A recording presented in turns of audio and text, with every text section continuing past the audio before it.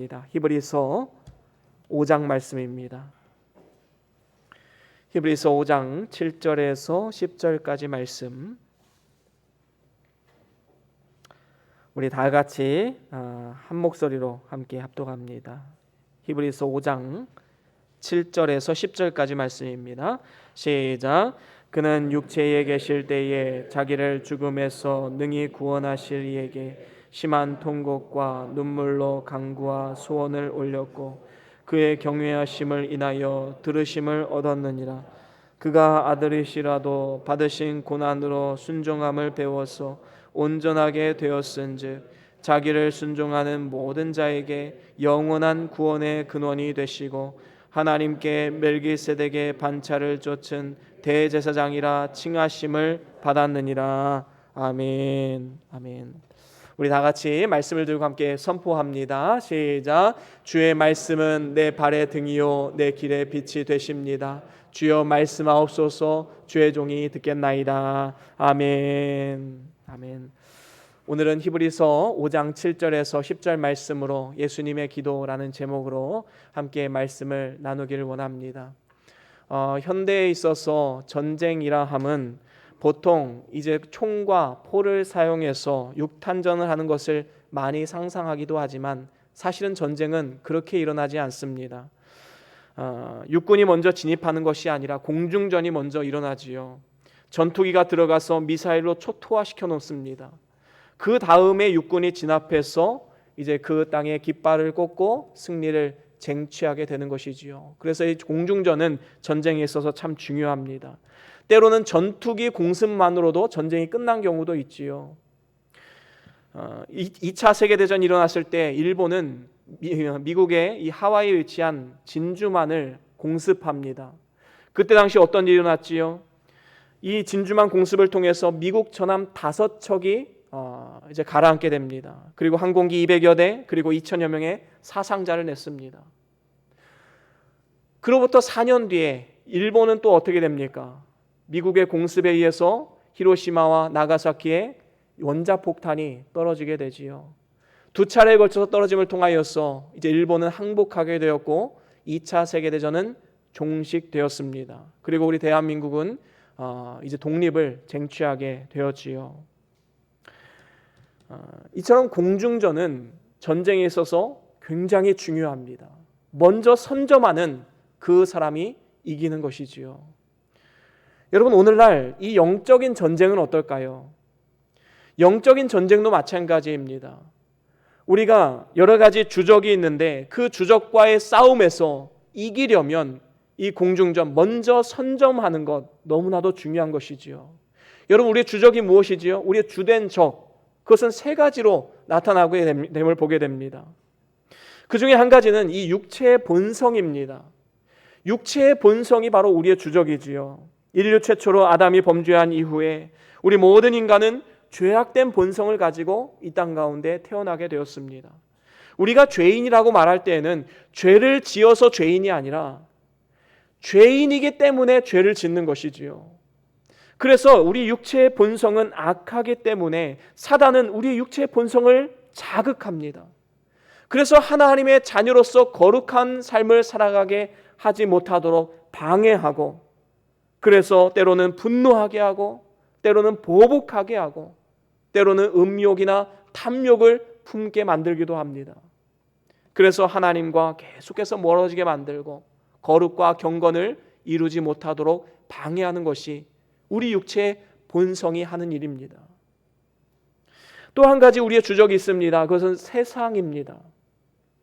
여기서 말하는 세상은 우리가 나가면 만날 수 있는 세상 사람들이나 아니면 세상 모습이나 이런 것들을 의미하는 것이 아닙니다. 세상의 가치관, 세상의 세계관, 세상을 지배하는 원리, 이것을 말하는 것이지요. 요한일서 2장 15절에 보면 이렇게 말씀합니다. 우리 같이 한번 읽어볼까요? 요한일서 2장 15절 16절입니다. 우리 같이 한번 읽어보겠습니다. 시작. 이 세상이나 세상에 있는 것들을 사랑치 말라.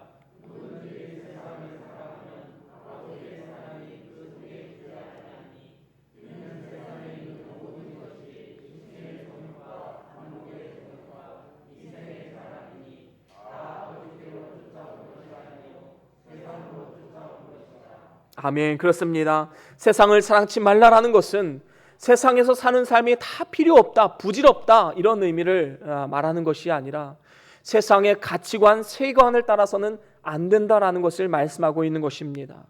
육신의 정욕, 안목의 정욕, 이생의 자랑, 사단의 유혹은 언제나 똑같습니다. 세상의 가치관으로 우리에게 잘못된 세계관을 심어주고 허탄한 것에 빠져서 그것을 쫓아가다가 패망하게 만드는 것. 우리는 이러한 어리석음을 범해서는 안 됩니다. 돈이면 다 된다는 생각, 쾌락이 행복을 준다는 생각, 이러한 생각들은 하나님으로부터 온 것이 아니라 세상으로부터 오는 것입니다.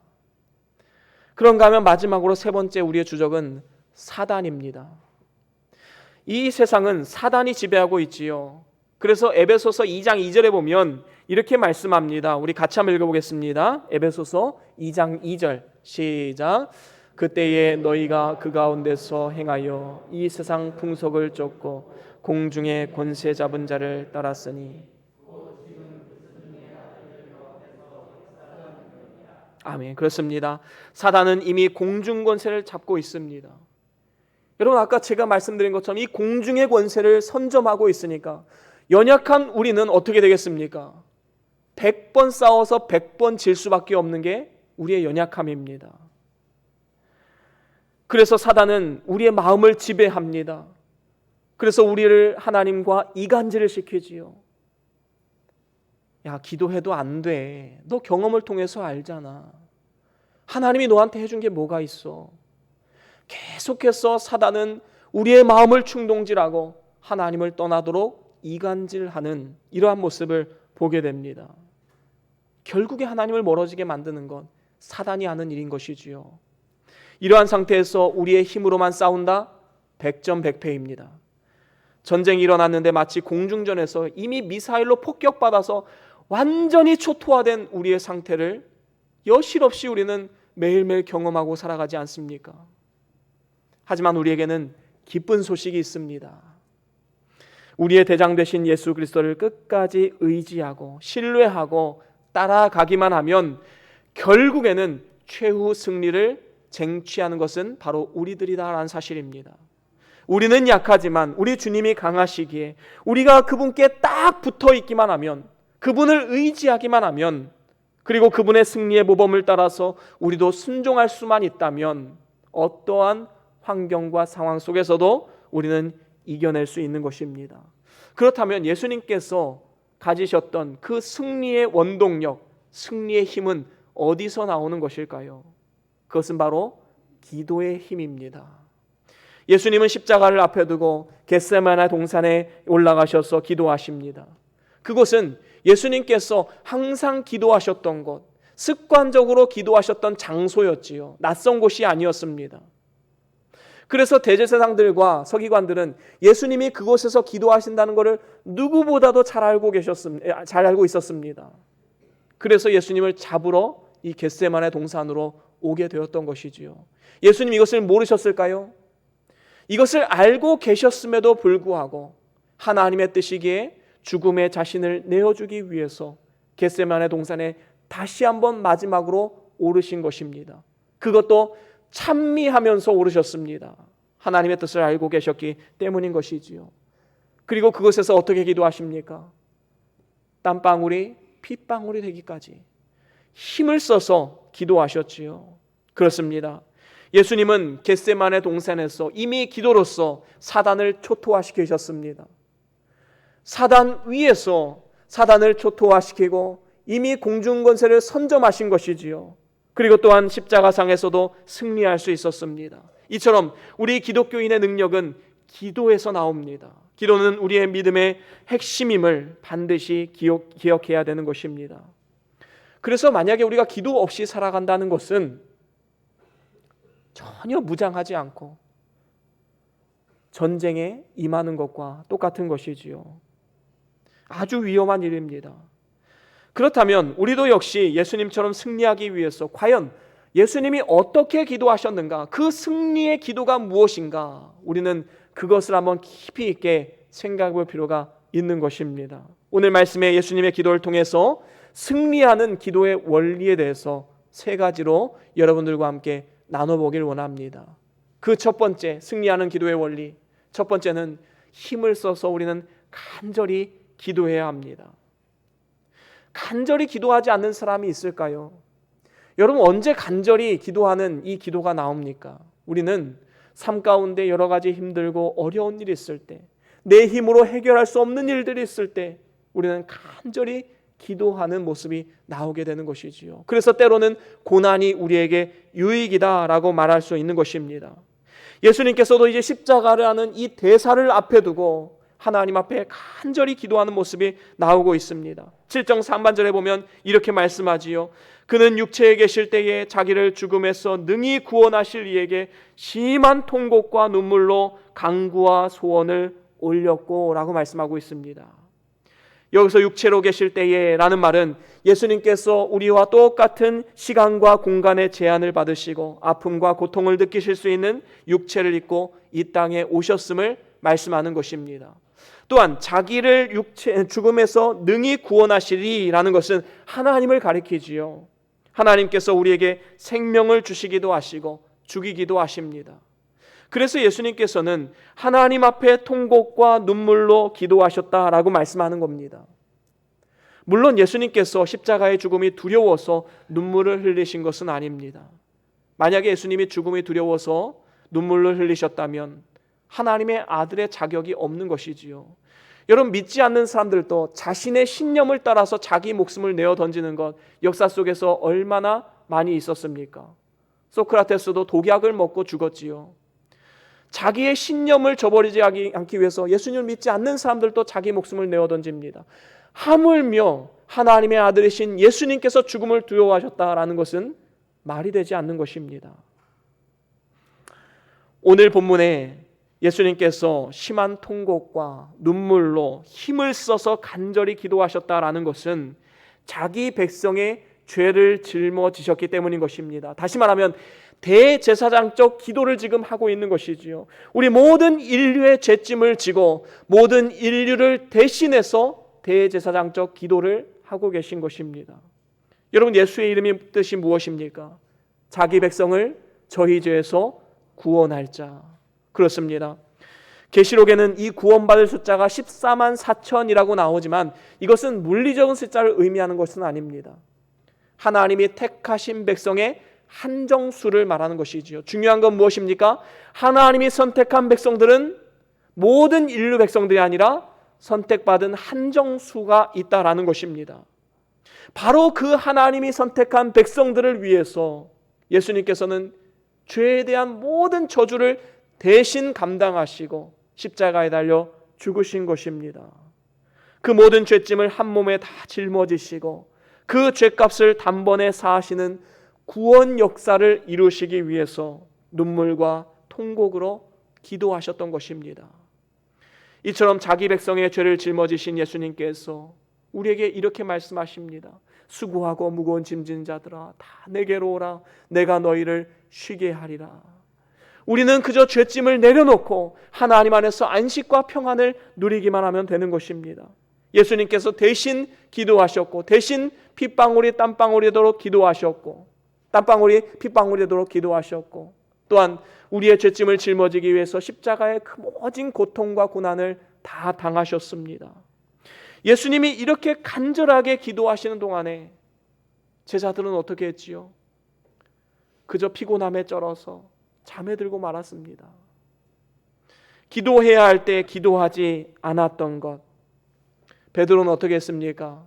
예수님을 절대로 부인하지 않겠다고 말했지만 기도해야 할 때 기도하지 않으니까 여지없이 현실에 무너집니다. 예수님을 부인하고 나중에 저주까지 하게 됩니다. 다른 모든 제자들은 어떻습니까? 예수님이 십자가에 달려 죽으시던 날 밤에 다 뿔뿔이 흩어집니다. 이처럼 기도하지 않으면 힘을 잃게 됩니다. 그리고 어떤 환경이 나오면 그리고 어떤 상황이 불어닥치면 우리는 여지없이 무너질 수밖에 없는 것입니다. 기도하지 않으면 주님을 끝까지 따를 수 없게 되는 것이지요. 그런데 예수님께서 십자가 달려 죽으시던 날 밤에 모든 제자들이 다 흩어졌지만 만약에 그것으로 끝났다면 성경의 역사는 물론 다른 사람을 통해서 역사하셨겠지만 이 제자들을 사용해서 지금 놀라운 이 구원의 확장을 이루어지지는 않았을 것이다라는 생각이 듭니다. 여러분, 이 제자들이 나중에 어떻게 합니까? 다시금 회개하고 하나 둘 예루살렘으로 모여듭니다. 그리고 마가의 다락방에 가서 열심을 다해서 힘써 기도합니다. 그것이 사도행전에 나와 있지요. 사도행전 1장 12절부터 14절입니다. 우리 같이 한번 읽어볼까요? 사도행전 1장 12절에서 14절까지 말씀 우리 다 같이 한 목소리로 쭉 같이 읽어보겠습니다. 시작. 제자들이 감람원이라 하는 산으로부터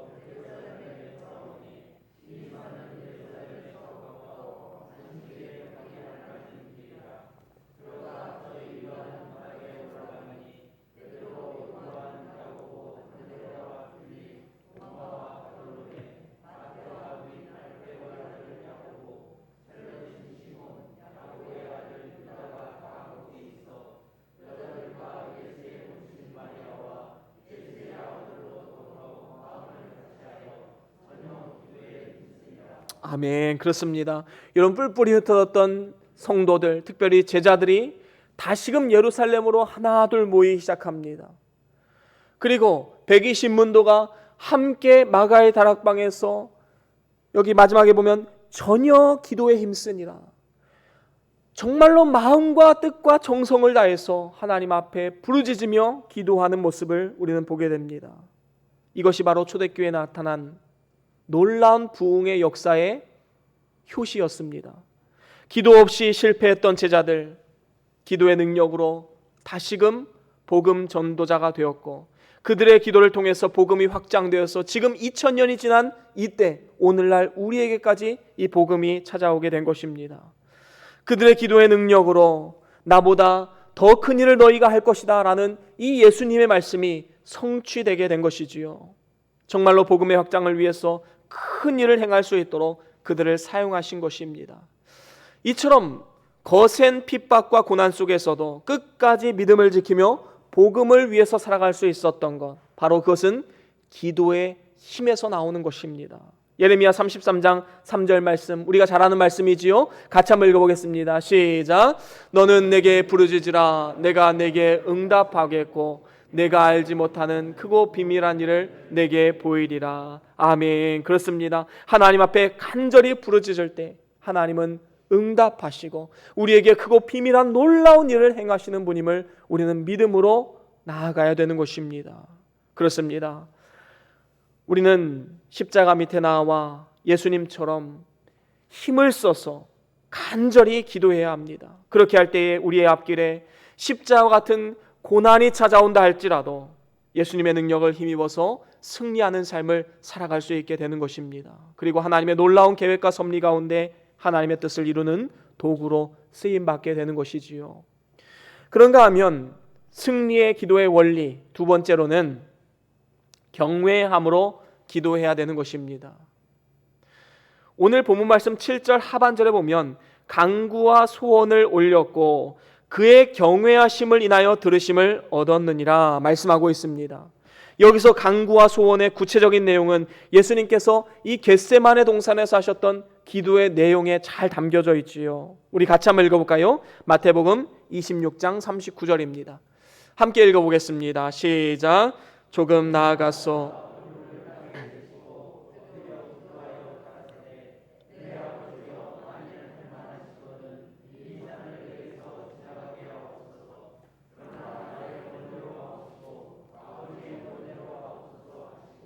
아멘. 그렇습니다. 여기서 이 잔을 내게서 지나가게 하옵소서. 이 기도의 제목은 예수님께서 십자가를 지지 않게 해달라는 기도가 아닙니다. 아까도 제가 말씀드렸던 것처럼 온 인류의 죄짐을 짊어지고 하나님의 뜻을 이루기 위해서 대제사장적 기도를 지금 올려드리고 있는 것이지요. 갈라디아서 3장 13절에도 이렇게 말씀합니다. 우리 같이 한번 읽어볼까요? 갈라디아서 3장 13절입니다. 읽어봅니다. 시작. 그리스도께서 우리를 위하여 저주를 받은 바 되사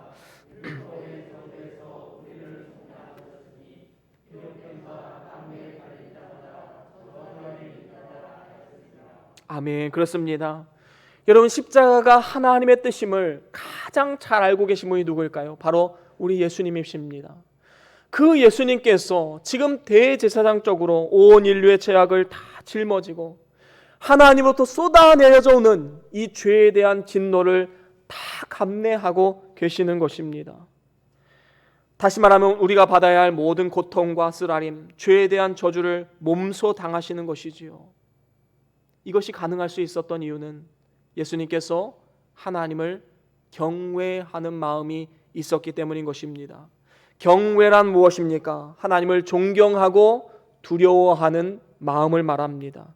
예수님은 자신의 생각보다 하나님의 뜻이 무엇인가? 하나님의 뜻에 집중을 했습니다. 하나님의 뜻이 십자가를 이루는 것이기에 그것이 고난이 찾아온다 할지라도 기꺼이 그것을 받아들이고 기쁨으로 그 길을 걸어가는 것. 그래서 예수님께서 마지막에 뭐라고 기도하십니까? 그러나 나의 원대로 마옵시고 아버지의 원대로 하옵소서. 바로 이 기도가 경건한 자의 기도의 핵심인 것입니다. 진정한 경외는 하나님의 뜻을 따르는 것입니다. 누군가를 존경하고 경외한다라고 말하면서 그분의 말을 따르지 않는다면 그것은 경외하는 것이 아니지요. 존경하는 것이 아닙니다. 예수님께서 겟세마네에서 기도하신 것은 내 뜻을 이루기 위해서 하나님의 뜻을 이용하는 것이 아니라 하나님의 뜻을 이루기 위해서 내 생각과 뜻을 굽히는 기도를 올려드린 것입니다. 이것이 바로 경외하는 자의 태도이지요. 우리가 하나님을 경외함으로 기도하지 않으면 내 뜻을 하나님 앞에 관철시키는 데에만 집중하게 됩니다. 내가 정답을 들고 있지요. 그 정답을 하나님께서 이루어주기를 기도하는 겁니다. 이것은 경외가 아닙니다. 이거는 하나님을 멸시하는 것입니다. 만약에 내가 가진 정답이 하나님의 뜻에 딱 합당한 것이다. 너무나도 좋겠지요. 하지만 대부분 우리는 우리의 욕심, 우리의 욕망에 근거한 기도의 제목들이 얼마나 많은지 모릅니다. 혹시 하나님께서 내 생각에 맞춰서 움직여 주시기를 기도하고 있지는 않습니까? 만약에 그렇다면 우리는 하나님을 경외하는 마음으로 기도의 내용을 바꿔야 합니다. 하나님께서 어떻게 계획하고 계신지, 하나님께서 이 일을 어떻게 풀어가기를 원하시는지, 하나님께서 이 일을 통해서 나에게 주실 은혜가 무엇인지 그 하나님의 뜻에 집중하는 그러한 자세가 필요한 것입니다. 이것이 바로 하나님을 경외하는 자의 태도이지요. 예수님의 승리의 기도의 원리, 그 핵심에는 하나님을 경외하는 자세가 있었습니다. 그리고 그 기도를 하나님은 기쁘게 받으시는 것입니다. 우리가 인생을 살다 보면 많은 위기와 문제들을 맞닥뜨리기 마련입니다. 고난이 없는 사람이 어디 있겠습니까? 위기를 맞이해보지 않은 사람이 누가 있겠습니까? 때로는 사업체의 경영난에 시달릴 수 있고, 때로는 질병의 위협이 찾아올 수 있고, 사람들과의 관계 속에서 어려움이 찾아올 수 있고, 직장 생활에서 어려움이 있을 수 있습니다. 하지만 이 위기의 순간들마다 우리는 하나님 앞에 도우심을 간구하며 마음의 소원을 아뢰며 기도해야 되는데, 그 기도가 진정으로 하나님 앞에 상달되고 하나님의 기쁨이 되고 승리의 기도가 되게 하려면 하나님 아버지의 뜻이 이루어질 수 있기를 우리는 간구하며 기도해야 하는 것입니다. 이것이 하나님의 주권을 인정하고 하나님을 경외하는 성도들의 태도인 것이지요. 시편 145편 19절에 보면 이렇게 말씀합니다. 우리 한번 같이 읽어볼까요? 시편 145편 19절입니다. 시작. 저는 자기를 경외하는 자의 소원을 이루시며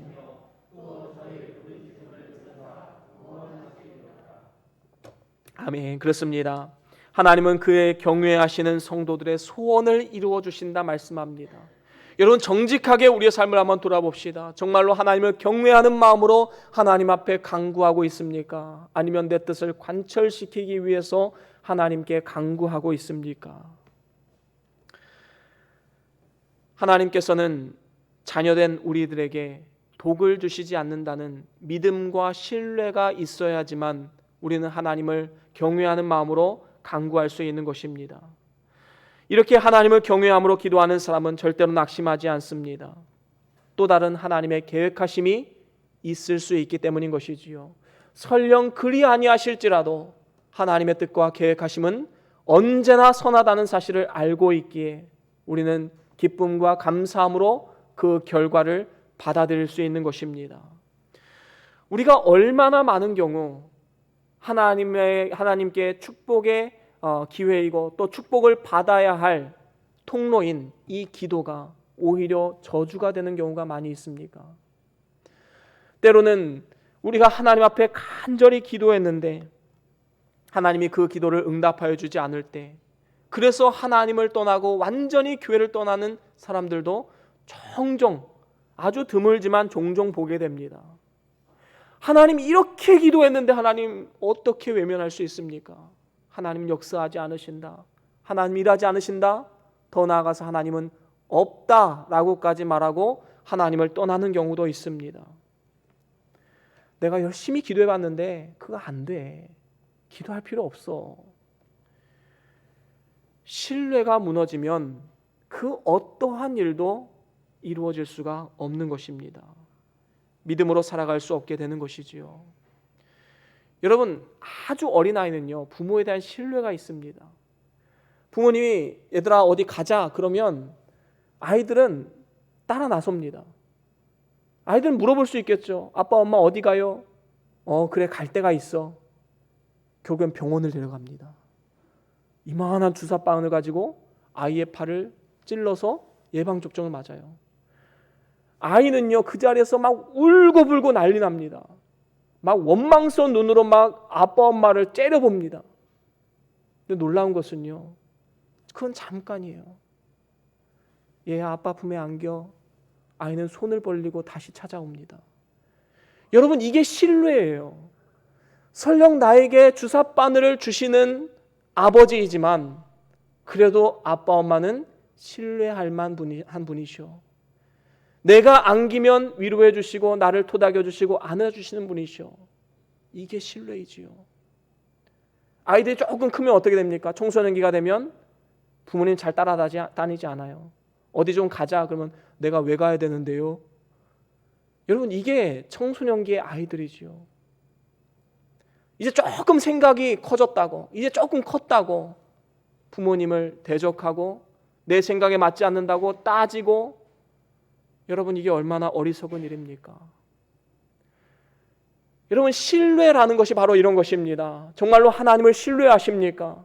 그러면 우리의 삶 가운데 일어나는 모든 일들도 하나님의 렌즈로 해석을 해야 되는 것입니다. 내 생각의 렌즈, 세상의 렌즈로 해석해서는 절대로 답이 나올 수가 없습니다.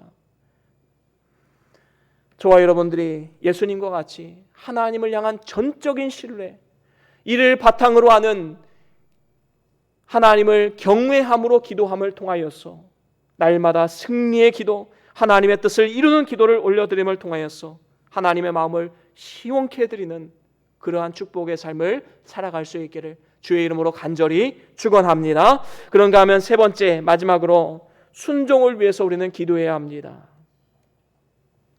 오늘 본문 8절에 보면 이렇게 말씀합니다. 오늘 본문 8절 우리 다시 한 번 더 읽어볼까요? 함께 읽어봅니다. 시작. 그가 아들이시라도 받으신 고난으로 순종함을 배웠소. 아멘. 그렇습니다. 예수님께서 순종을 통하여, 고난을 통하여서 순종함을 배웠다. 바로 고난을 통해서 순종의 삶을 살아가셨다라고 말씀하고 있는 것입니다. 하나님께서 원하시는 것은 순종입니다. 예수님께서도 고난 중에서 아버지께 순종하는 방법을 배웠습니다. 이처럼 순종이 없는 믿음은 죽은 것이고 또 믿음이 없는 순종도 죽은 것입니다. 예수님은 세례를 받으실 때에 그리고 변화산에서 하나님께서 친히 그 음성으로 말씀해 주셨습니다. 이는 내 사랑하는 아들이라. 예수님과 같이 예수님은 이제 하나님의 아들이라는 이 증거가 있었지만 예수님은 뭐라고 기도하셨습니까? 내 원대로 마옵시고 아버지의 원대로 되기를 원합니다. 예수님은 하나님의 아들일지라도 고난을 통해서 순종, 받아들임, 이것을 배운 것입니다. 우리도 역시 예수님의 의를 힘입어서 하나님의 자녀로 신분은 바뀌었습니다. 하지만 여전히 우리의 삶 가운데 고난이 찾아올 수 있음을 분명히 알아야 됩니다. 하나님의 자녀라고 해서 고난이 없습니까? 그렇지 않아요. 오히려 더 극심한 고난이 찾아올 수 있는 것입니다. 하지만 그 고난이 찾아올 때 그것을 통해서 연단을 받고 순종을 배워야 하는 것입니다. 이러한 순종을 통해서 우리에게 무엇이 이루어집니까? 오늘 본문 9절 상반절에 이렇게 말씀합니다. 순종함을 배워서 온전하게 되었다 말씀하고 있습니다. 이 말씀은 예수님이 고난받으시기 전에는 온전하지 않다가 고난을 통해서 온전해졌다라는 것을 의미하는 것이 아닙니다. 순종을 통해서 하나님의 구원 사역을 완성하셨다라는 것을 의미하는 것입니다.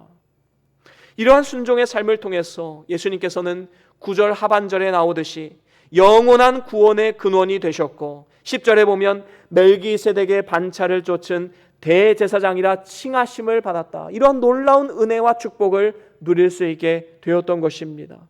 만물이 그 앞에 엎드려 순종하며 예수를 주라 고백하는 놀라운 일들이 일어나게 되었던 것입니다. 바로 순종의 삶을 통해서 이러한 놀라운 일 쓰임받을 수 있는 것이지요. 이처럼 온전한 순종은 우리에게 큰 축복이 됩니다.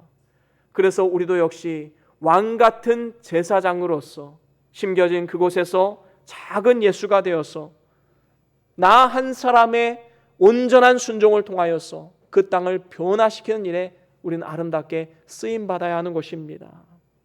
바로 나로부터 그것이 시작됨을 반드시 기억해야 되는 것이지요. 마태복음 21장에 보면 예수님께서 두 아들의 비유를 들어주십니다. 첫째 아들, 둘째 아들 이리 오너라. 오늘 포도원에 가서 너희들이 일 좀 해야겠다. 가서 일 좀 해라 말했는데 첫째 아들 어떻게 했지요? 예, 가겠습니다. 그런데 그렇게 대답하고 보니까 너무 바쁜 일이 많은 거예요. 그래서 결국에는 가지 않았습니다. 그런데 둘째 아들은 아버지 저 바빠요, 못 가겠어요 대답했어요. 그런데 가만히 생각하니까 부모님 말씀에 불순종한 것이 너무 재채게 되어서 회개하고 가서 일을 했습니다. 예수님 묻습니다. 누가 순종한 아들이냐? 답은 정해져 있지요. 둘째 아들이 순종한 아들입니다. 결국에 순종했느냐 안 했느냐가 하나님 보시기에 순종한 사람인가 아닌가가 판단되게 되는 것이지요. 여러분, 하나님은요 절대로 말뿐만인 이 믿음을 기뻐하지 않으십니다. 행함이 있는 믿음을 기뻐하시는 것이지요. 요한일서 2장 3절에도 이렇게 말씀합니다. 우리 같이 한번 읽어볼까요? 요한일서 2장 3절과 4절 함께 읽어봅니다. 시작. 우리가 그의 계명을 지키면 이로써 우리가 저를 아는 줄로 것이요.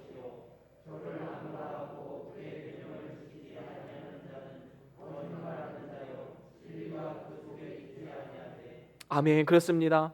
진정으로 하나님의 말씀을 이해하고 그 말씀대로 순종하는 자가 하나님이 인정하시는 의인입니다. 반면에 그 계명을 지키지 아니하고 행함이 없는 믿음으로 나아가면 진리가 그 안에 없는 자다. 성경은 분명히 말씀합니다. 만약에 산 위에 방주를 지으라는 말씀을 들은 이 노아가 예 하고 아멘 하고 어떻게 방주를 산에다 지어? 말이 되는 일이야? 그렇게 하고 순종하지 않았다면 어떻게 구원의 역사가 일어날 수 있었겠습니까? 아들 이삭을 번제물로 바치라 라고 하는 이 하나님 말씀에 아멘 하고 뒤로 가서는 어떻게 내 아들을 바칠 수 있어? 얼마나 귀한 아들인데 뒤에다 꼼쳐놨다면 아브라함이 믿음의 조상으로 인정받을 수 있었을까요? 우리는 말뿐인 신앙이 아니라 행동하는 신앙을 가져야 합니다. 바로 이것이 우리가 기도가 필요한 이유입니다. 순종의 결단이 열매를 맺고 실질적으로 행함이 있는 믿음으로 나아가기 위해서는 우리는 반드시 기도해야 합니다.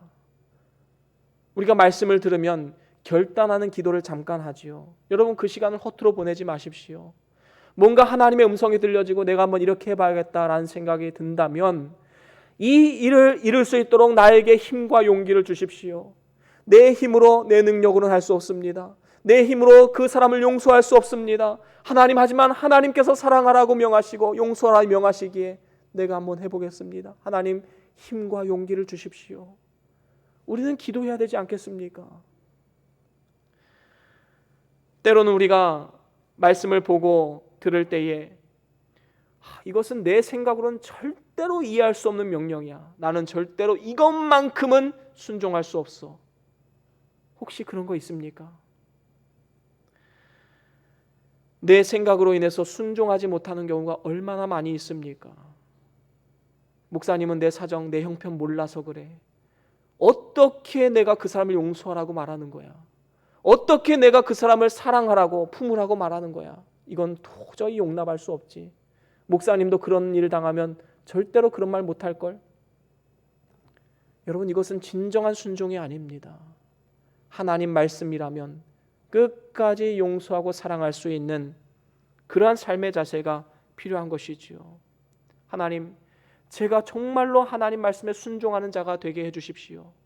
하나님, 우리 자녀들이 정말로 믿음으로 살고 하나님 말씀에 순종하는 자녀들 되게 해주십시오.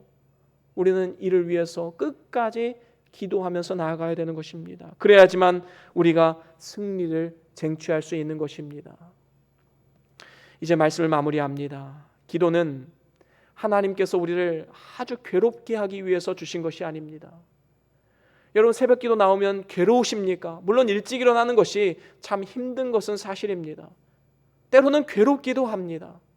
하지만 만약에 우리를 괴롭히기 위해서 새벽 기도를 주신 것이라면 하나님은 선하신 분이 아니시지요. 하나님 우리에게 복을 주시기 위해서 기도의 통로를 열어주신 것입니다. 기도하는 시간이 아까우십니까? 다른 일을 하는 데 있어서 우선순위에 계속 밀려나가십니까? 우리는 이 우선순위를 잘 생각해야 됩니다. 기도의 시간을 절대적으로 확보하십시오.